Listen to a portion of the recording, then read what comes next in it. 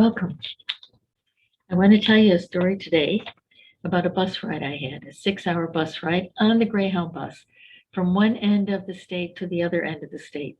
Now, it's been a long time since I've been on a Greyhound bus, and it was a very tiring weekend, and I was looking forward to just taking a nap on this bus with no worries or no concerns or anything like that. It's been a long time since I've been on a Greyhound bus.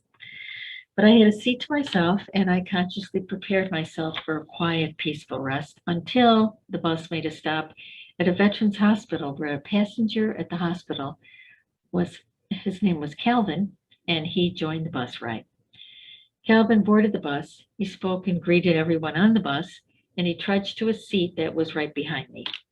I had hoped against hope that Calvin was also looking forward to an afternoon nap on the bus, but I guess maybe I was asking a little too much.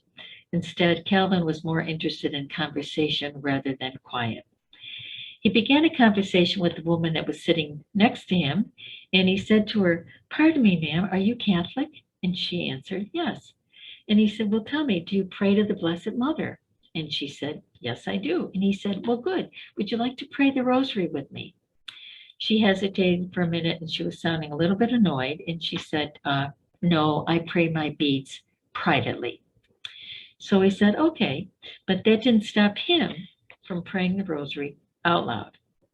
So he began the rosary out loud, every decade of the rosary, every Hail Mary, every Glory Be, every Our Father, and on and on and on. Calvin's voice filled this Greyhound vehicle with his prayers and the prayers that seemed to echo really from his heart. At first I was annoyed, a little bit annoyed. Who needed an annoyance such as Calvin for a 6-hour bus ride? He was a veteran with a limp and a loud voice that carried from one row to the next. And I labeled him as a nuisance.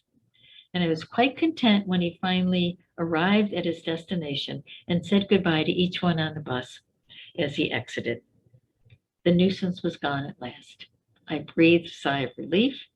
Then, I don't know if it was a moment of insight or a sudden revelation, I thought maybe God was sending Calvin to me as a sign. Calvin I had labeled as a nuisance. And maybe that's what I was called to be. And maybe we're all called to be a nuisance, an annoyance, one who nags and nags and nags regarding the gospel message until someone pays attention.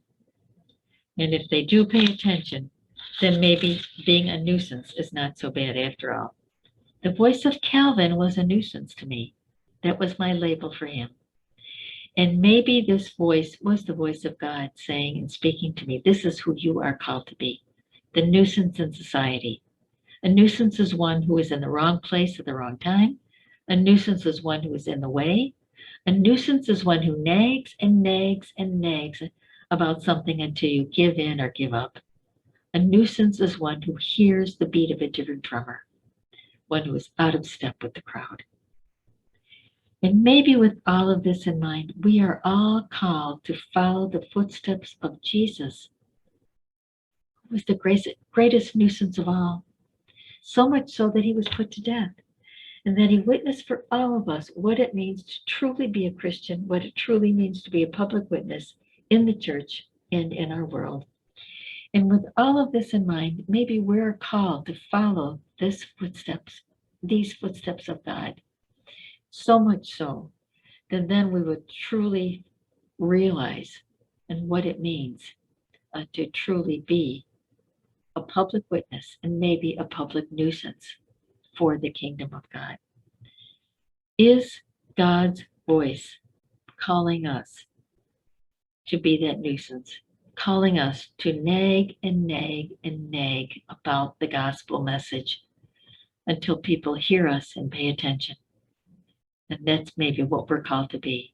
Let's look at this week as what it might mean to be a nuisance for the kingdom of God. Thank you, and good luck with that. Let me know how you make out. Thank you.